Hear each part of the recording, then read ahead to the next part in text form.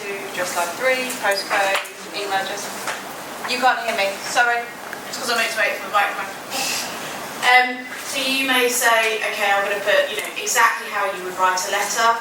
Then you put your number, then you put your email address. What effectively you've done is take away that on a page. Okay, so you want to swish that up as much as possible. Okay, so just bear that in mind as well.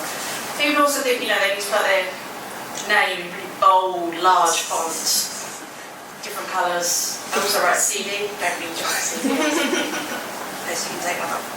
So there's just the kind of top tip of how you save yourself space. Okay. So what then do we think is going to come next? Personal statement. Personal statement? Perfect.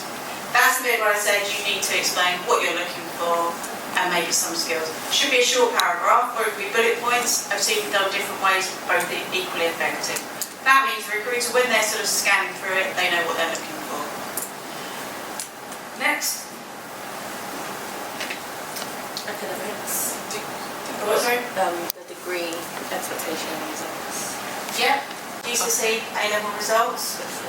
Then follows down to degree expectations. Okay? Because at this stage in your career, people are going to look at what qualification you've got to date.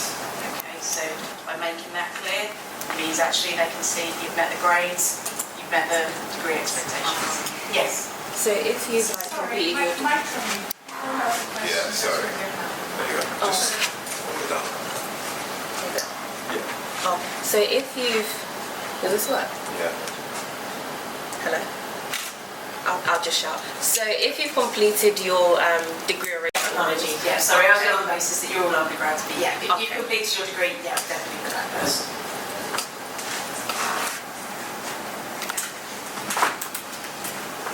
Okay, what next?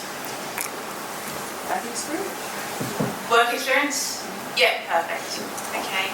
Now, there are lots of rules on work experience about how you can put it down. My rules are always start with the most relevant. Yes? What about other qualifications? We had that before experience because you put your GCSE's degree and then if you have another qualification. Any other qualifications you say? Yeah.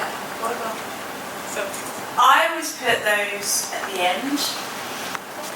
The reason being is when you're applying for, say, training contract vacations, let's focus on those. What we need to know, or a paralegal position, which you're probably going to send a CV in for, they want to know, do you meet their criteria? Other qualifications may be relevant for that role, and if they are, yes, bring that to the top. But anything else, that would be a nice add-on bonus. Okay, remember this is about the 6-second rule. What do they need to see to match your job requirement that you're applying to? Okay. So with the work experience, there kind of needs to be a few rules with regard to that. Try not to dot your work experience all over the place. So something you did in 2017, something you did in 2006, then go back to 2019, if there is no logical reason for that.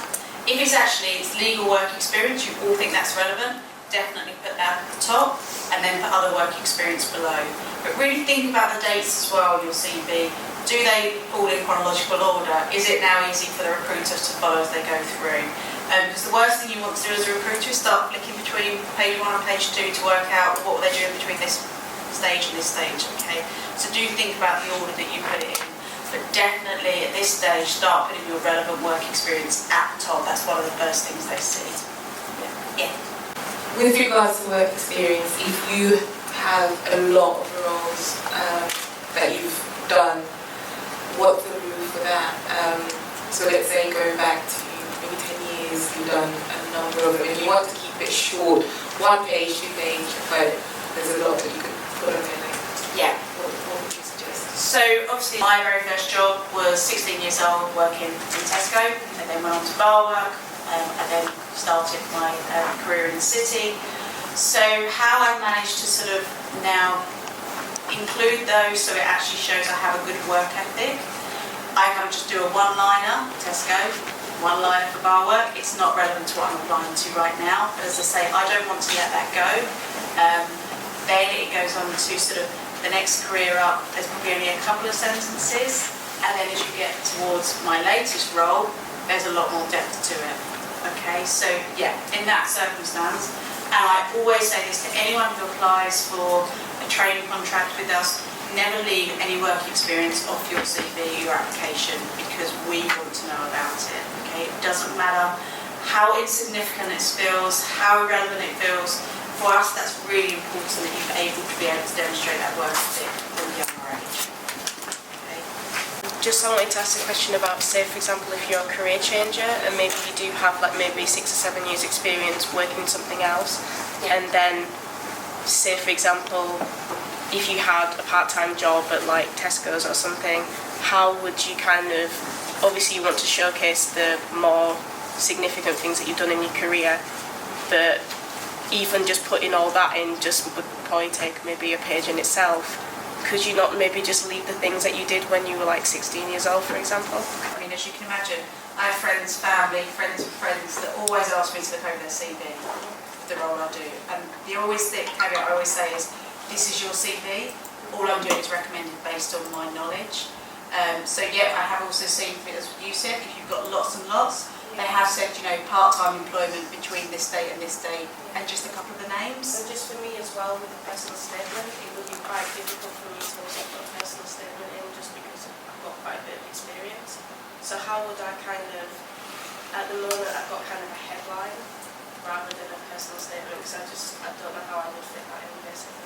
But for you as a career changer, the personal statement can also be a little, most important thing, because if I'm reviewing lots of CVs, and I want to understand, well, what's making you change career, just even the reason why I want to move from, I don't know what you just said, but say banking to law, is actually I found myself wanting to really focus on the compliance stuff. I became more interested in the legal contracts rather than my day-to-day. That personal statement is enough for me to go, great, now I understand it's a career change, rather than, why is this person applied to us when they clearly got a banking background? Yeah. Yes. To the program, they also get a couple of work placements. Right. So how do they position that on their CVs? So do they refer to the fact that it's within the program, or is it standalone? Is it an achievement? I think that's very, very important. Really. Yes. It's meant off the back of that. Or do you put it in the work experience, but put a line and say this was done through the obviously BLD Foundation. So there is lots of different ways that you can add that in. And as I say, you've got to get comfortable with your own style and how you want to put that message across. But it's also being ready the moment anyone asks you about your CV. And the reason I say this, I've sat in so many interviews where I've talked to people about their CV and they don't know the dates of when they did something. They can't remember. And that's really disappointing. This is your life, this is your background. You should be able to instantly say, these are the dates I did these employments. Sadly, I could probably recall every single date I started a job back to the year 2000, because it just sticks in my mind of, right, I need to know this information when I go for the next interview. Hopefully I won't be interviewing for a while. Hopefully this is me for a while. But anyway, that's the really crucial bit, is understanding it. So, all this list here of what I'm suggesting is just, that's the easiest way for a recruiter to go through when they're looking for a job and how they're trying to match your experience. The other bit is about how do you personalise that and make it more appealing. Yeah, because the reason I'm asking that question is at the end of the day, they're going to update their CV, and that has to include, although they haven't done the work placement, so that's not ready yet, but they kind of need to think about it. Yeah. It's an achievement as far as I'm concerned. It's Absolutely. You don't just get a place on, but it's really how do you position it that that I've worked really hard to get this, and how do I get my CV, and when working, where does that go? Yeah. Yeah, so that really would be very useful. And you also, like I said, Nicola is also covering you. Are you staying for the support later on, or you're not? No, my team are. Oh yeah. Yeah, they're going to be here. Yeah. So that would be really helpful. Yeah, no, they'll be good. Okay. Anything else that I've missed? Hobbies, please don't leave off your hobbies off your CV. It's just really nice when you've read through lots of qualifications, lots of work experience, to just see something that makes it individual to you. Okay. Now, I've moved on. My hobbies back before were probably socialising with friends, reading, travelling. Now it's just actually any time I can spend with my kids. I live through my kids these days at the weekend. So I work full time, so that's it. I'm there at the dance hall, at the football pitch. But that's okay to write that. Okay, and I feel very comfortable writing that on my CV. I'm very proud that actually I don't really have my own hobbies these days. My hobbies are my kids. So don't be afraid to put anything like that as well. Okay. Then obviously, references. The only kind of point I'd say on references, sometimes that may take up a lot of space if you want to write all their details in. Just referees that are available on request is absolutely fine as well. But just make sure whoever you decide to put as a referee, please ask them first out of politeness. Sounds really silly, I'm sure all of you have already, but you will be surprised the amount of people that don't. For you, career changers, sorry to pick on you, but you may be sort of a bit wary about the fact that you don't want your employer to be contacted. Yeah, so in terms of academic as well, like, it's been a long while since I've finished school, so I don't know how that would work as well with regards to academic reference. Yeah, most cases personal reference or previous employer is all that's necessary. We only really go out to academic references because we're conscious not everyone has all the different referees. It's, you know, it is very useful. If you are still at university, why wouldn't you speak to your academic referees? Okay, so yeah, it's not that you have to have an academic reference.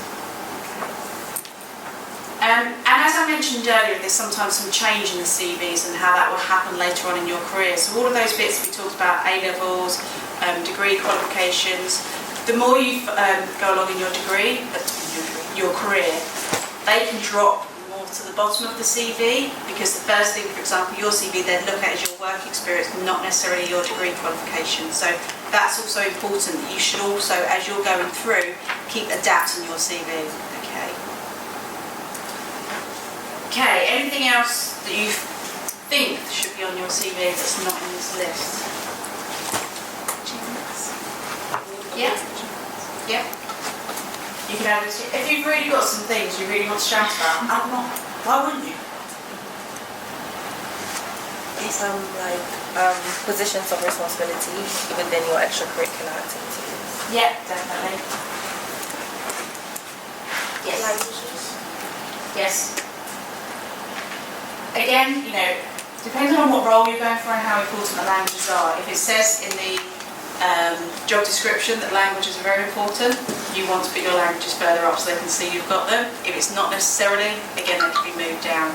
So again, your CV should always be tailored per role that you're applying to make sure all the key information is the closest thing they can see near the top.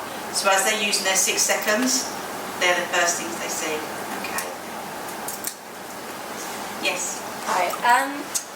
With regards to like volunteering and stuff, sorry, is it better to put that in hobbies or work experience? Because I volunteer at like my brownies, and like it is kind of like quite a position of responsibility, but then at the same time, I don't know whether it's best to put it as a hobby, so I wasn't sure. Volunteering is always probably that sticky point because it's not actual work experience, but it is something you're committed to. So I'd be tempted almost to put volunteering as a separate heading. Yeah. And then you can show actually what you've been doing, because you don't want to miss that. You know, put it as a hobby, as I say. I quite like to read the hobbies individuals. To me, it makes them see who you are. But that may be the thing that gets overlooked. So in actual fact, by putting volunteering as a heading enables you to really show what you do. And what would you say about LinkedIn? What we should have on our LinkedIn profiles? Yeah, I'm a LinkedIn stalker, I'm not going to lie. To me, anyone who submits an application, not for training contracts, I don't have enough time unfortunately to do that for everyone, but for example, people who wanted to join my team, and I've recruited recently 2 individuals, I did look up their LinkedIn after reading their CV because I wanted to see how much they matched. And so for anything you put on your CV, try to reflect that in your LinkedIn and make sure, as I say, dates match and all the information that you've given matches. LinkedIn is an amazing tool. It can also be, I think as the guy said before, you can absolutely get bombarded. But I always think, if I was really trying to find a job, the best thing I can do is make my LinkedIn profile as strongest it can be, because actually recruiters are constantly on that site and they can find you. So do make sure you've got a lot of detail on there. You haven't got to be a regular poster. If you want to be, fantastic. It's really engaging. People do some amazing things on LinkedIn, but just having that solid profile should be enough for people to kind of find you. When you've been to like open days and things like that, obviously firms know what you do during open days. Would you just say, I've done open days at X, Y and Z and then leave it at that? Or would you have to say a little bit more?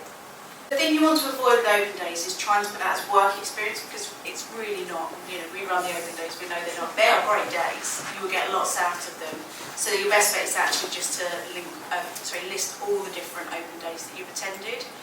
Some of the best applicants and CVs I've seen have been where individuals have put something about the day, what they learned, what they took away from it, which again is very reflective of what we like to see.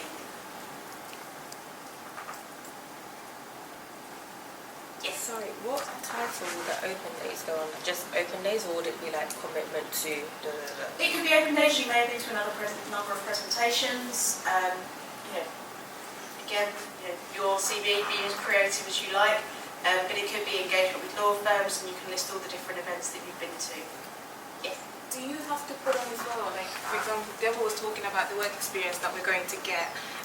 Do we have to put on that was because we applied for BLD, and some places you don't apply for, but you get like BLD, for example, you apply for the BLD program and then you get the work experience. Do you have to put in that detail? That access for independent application? Yeah. I would suggest you do add in those through building, because this is such a prestigious program that you're on, and people will recognise that, so I think it's a good thing to add it on.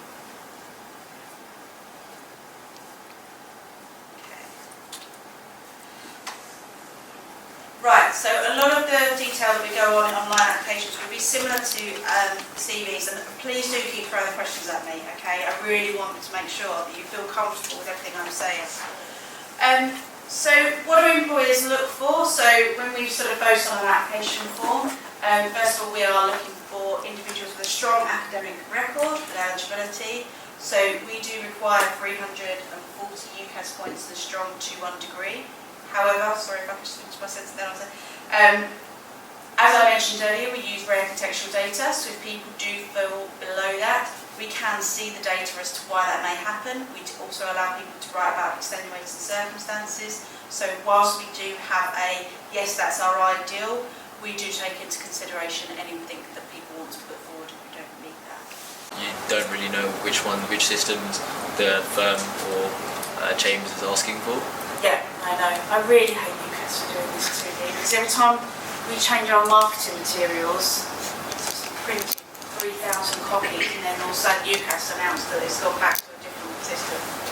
When I was doing my A-levels, and this is a long time ago, it was 2 points. It's basically AAB. But I think what we're going to do on our marketing material this year is actually just get rid of the UCAS points completely, because it's just too confusing.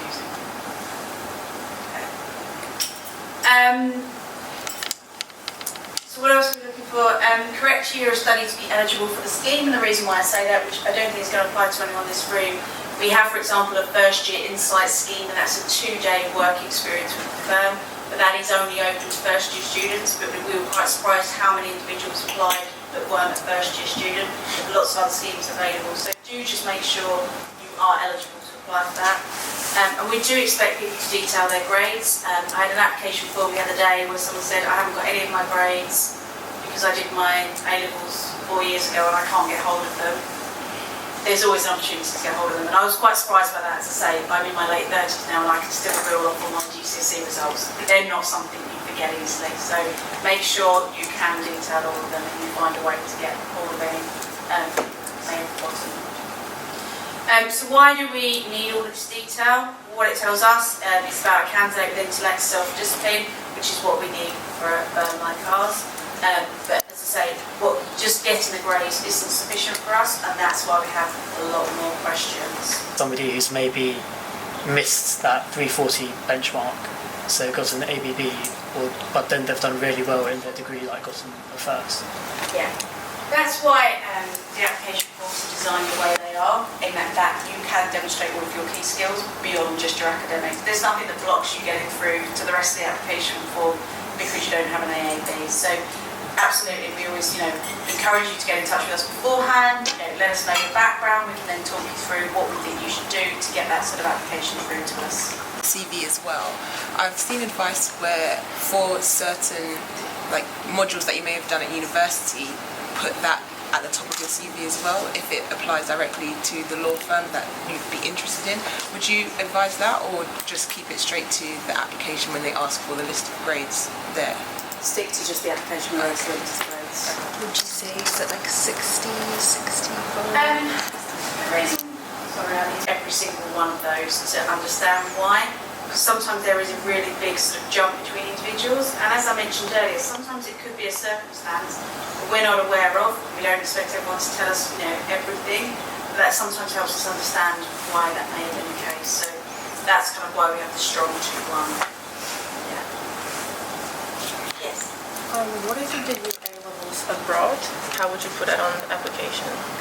So there's a number of websites where you can convert your A-level grades over to what the UK equivalent is. We just recommend you do that. We have a similar thing that we refer to. So we have obviously a number of international students that apply to us. So just detail your grades that you've got in the country.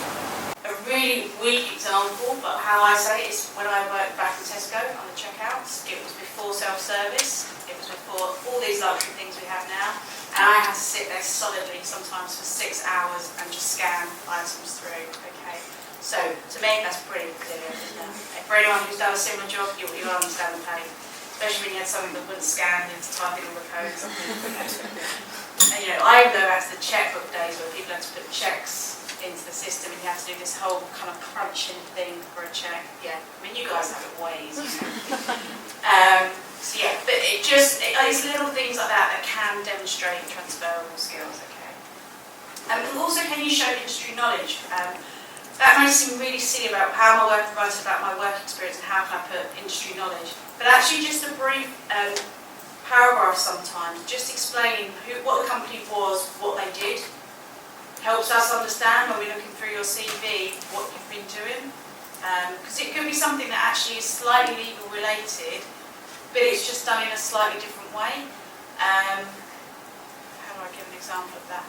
So say, for example, you said about the volunteering, so it could be a pro bono centre, but let's understand about the centre that you're working for. What does that do, and why do we think that's a really good work experience to have? Okay. So do show us a little bit now. So why do we need to know your work experience? Obviously it tells us that you're motivated to obtain real world experience, and that's really crucial. So things about activities, interests and key achievements. So there is a question on our application form that asks you about your key achievements, extracurricular activities you get involved in. This is a box that I specifically designed last year that actually allowed anyone to write anything about what they've achieved to date. The reason being, before it was quite elitist, it was about prizes have you got, and I didn't like that, because to me, you don't need to get a prize if you've actually made an achievement, and there's lots of different things you can do. So that is your moment to write down all of the things that you're very proud of. So you said like earlier, positions of responsibility, the volunteering bits, the working, lots of part-time job. There are lots of things that you can be adding into that box that really just shows what you have achieved. Okay. And we do like to say, we like to know what you're doing in your spare time as well. How busy are you? How proactive are you? So you'll get to meet some individuals today over the lunch break, over the drinks tonight, and you'll find that some of these individuals get involved in so much with the firm, and we absolutely adore those individuals because they're so proactive. They want to help you guys out, they want to give up their time, and some of them will be working crazy hours today. They'll still want to give up an hour of their time to come and chat with you. And that's what we mean. We want people that are like that really want to feel part of Bakers, i.e. they want to put themselves forward. It's not just about coming to do the day-to-day job and going home. They want to engage with others whilst they're here. So as I say, what does it tell us? You're passionate and you're engaging. So in terms of what employees look for, in terms of cover letter and competency questions, So we have a few competency questions that would give you some examples about your commitment to law. 5 minutes I've got. That's fine, I can reel through. And it's always about examples of where you demonstrate something. So the commitment to law question is about what have you been doing. So there is the example where you attended open days, you may have attended presentations, you come along to these events. It's all things that show you are committed to law because you are doing so much research to get there. There may be another question about sort of our customer service. So when have you either received customer service or given good customer service, and that's really important as well, that you're able to demonstrate those competencies. The cover letter for us is the really crucial bit about you talking about your background, but your passion to wanting to come and work for Baker McKenzie. We need it to be a really strong communication to us that kind of really clears out, that sort of details the points of why you should come and work for us. Okay, so that's the first thing we read when we open your application form.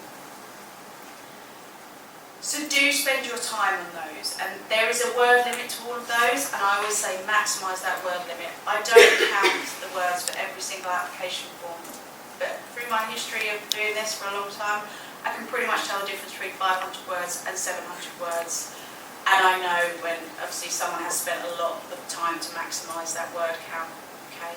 But I'm not going to put you down for doing 749 over 750. Just think about that though, have I sold myself enough? Okay, so where do applications fall down?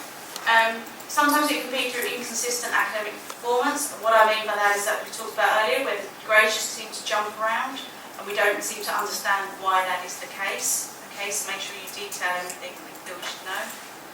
Could be through limited extracurricular involvement, work experience. As I mentioned earlier, we're really keen to see all of your work experience, your detail. Lack of research, and I thought, it follows on nicely from the gentleman who spoke before me about, you have got to research the firms you are applying to. You've got to really show why you're passionate about working for them. What is it about that firm that's really attracted them to you? And we understand completely, opening a load of brochures, websites can be quite, how do I tell this firm apart from this firm? But only by going to events like today, where you're going to meet individuals from lots of different firms, you'll get to know those individuals and go, yeah, that's the type of firm I would like to work for. See questions, so people that just don't maximise the word count, just don't think about what level of detail that we need, and they've really not thought about how that sort of lands with someone else. And then poor communication skills, which can be down to sort of lack of attention to detail, structure and grammar. Okay, so make sure you focus on those areas. So we can't just, is it 11:40 I've got till? Oh, 11:40. I thought it was 11:15 actually. But it was 11:15. 11:40. Oh, I'm so sorry. That's fine. I got Okay. it completely wrong. I was planning we wouldn't have time for the group task. Okay, so let's do the group task. You have just had this on your desk, and you are going to critique it like you've never critiqued anything in your life. Okay. And then what we'll do is we'll discuss, but it will really help you see what we see and how you can make it better. Okay, so remember to look at both sides.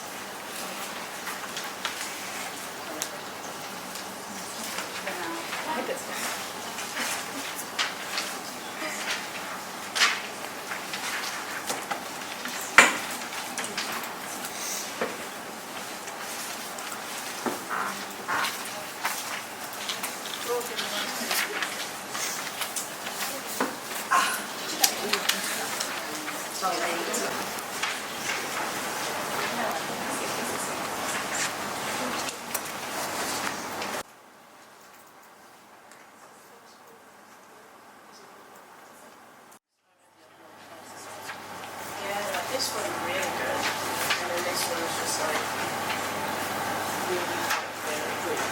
Let me say this first of all, these aren't real applications. We did adapt them slightly just for this session, okay? So before you think we're mean and putting people's applications out in front of you guys, we did adapt them slightly.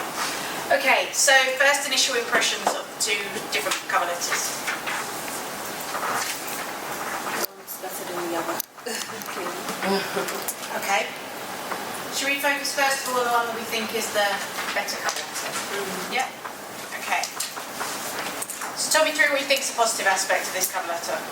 Yes, it's really well structured in terms of it's saying why commercial law, why Baker McKenzie, why me, is very focused on like the key areas that we want to like go across.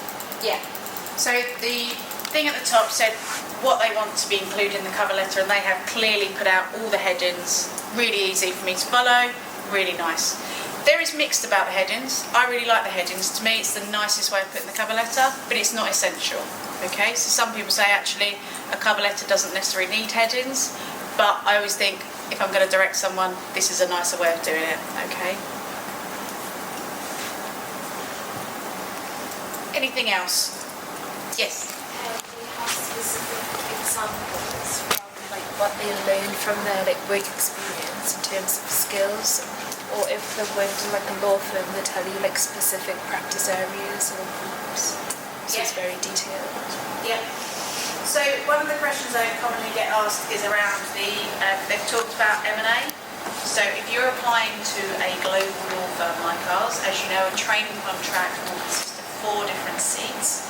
So in actual fact, by making yourself very clear that you only want to, you're really interested in M&A, does that then go against you? Because we also need you to do 3 other practice areas. Yes and no, it's okay to have more of a passion and an interest in one area, but make sure you're not too specific. So for example, if you look at a firm like Baker McKenzie, we have fantastic advisory groups, we have fantastic IP/IT groups. However, we are a transactional firm. That's where the growth of the firm is. So if you look like you're an individual that's not going to be keen on doing a corporate or banking seat with us, it can go against you because we need our trainees to do that. I am motivated, but then also back it up with examples. So the Bachelor of Law, Bachelor of Arts, that, and also what exactly it is that they're applying for, which kind of just is clear and evidence than purposeful. Yeah, no, absolutely right. That's what you're trying to get across, is all those points and that motivation. It kind of makes sure as you start reading, you think, yeah, this person knows, why they're doing what they're doing. Right, to flip it on a flip one now, what do you think of the negative aspects of this cover letter? I say it's very easy when you look at the cover letters to go, yeah, this one's brilliant, I'm going to replicate this one. What do you think might be the bad things? Yes. I think sometimes it comes across as not very personal.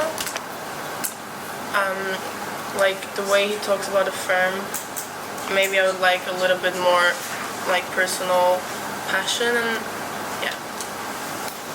Yeah. Think about the other one. The one that deemed as not as good actually had details around where they'd met individuals. There's no kind of personal commitment there to meeting individuals.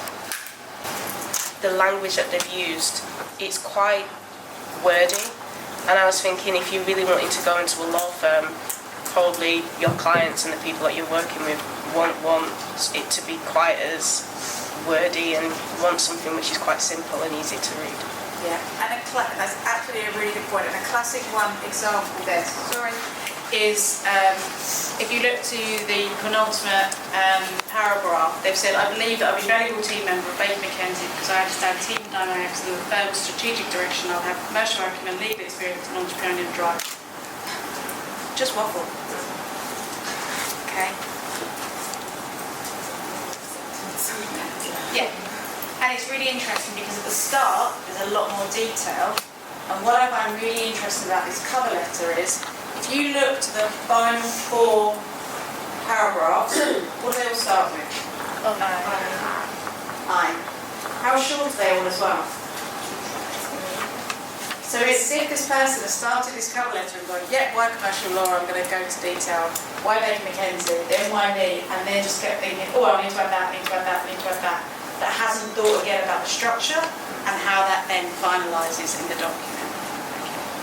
And kind of not dividing equally between the sections, even though the question actually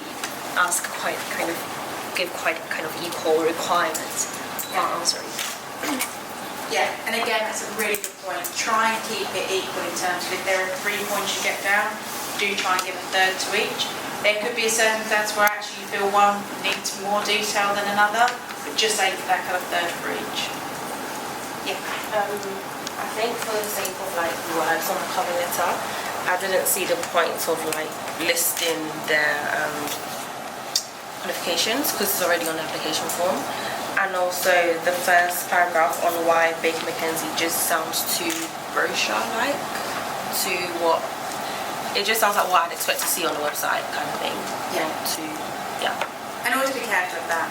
As you know, they kind of linked something earlier, the personalisation, try and make it more personal and not just regurgitating the website. Okay. Well, you guys have made excellent graduate recruiters there. Absolutely brilliant. I'm conscious of the time and we have run out, but hopefully that makes, the point of having the 2 cover letters is instantly you think, yep, first one's great, second one's terrible, okay, and obviously the second one is littered with errors in. But it's something for you to take away and just makes you think when you are doing your cover letters, am I waffling? Am I being to the point? Have I maximised the work out? And am I being as clear as I possibly can be? Okay. Think about your audience and what they need to know. So depending on what type of job you're applying to, do I go into lots of detail? Do I keep it short, sharp, snappy? And write the right level of detail and tailor your CV application to the role that you're applying to. Okay, that's absolutely crucial that you tailor it. No one likes a blanket approach, and I've never really known of anyone who's been successful with a blanket approach because we are looking for that level of detail and tailoring. Okay. Oh, coffee break. I really don't want to go into that. So, I appreciate there is coffee. So what I'll do is I'll hang around for the coffee break if that's all right, and then anyone who wants to ask me questions, I'll be there to answer them. Thank you very much, Victoria.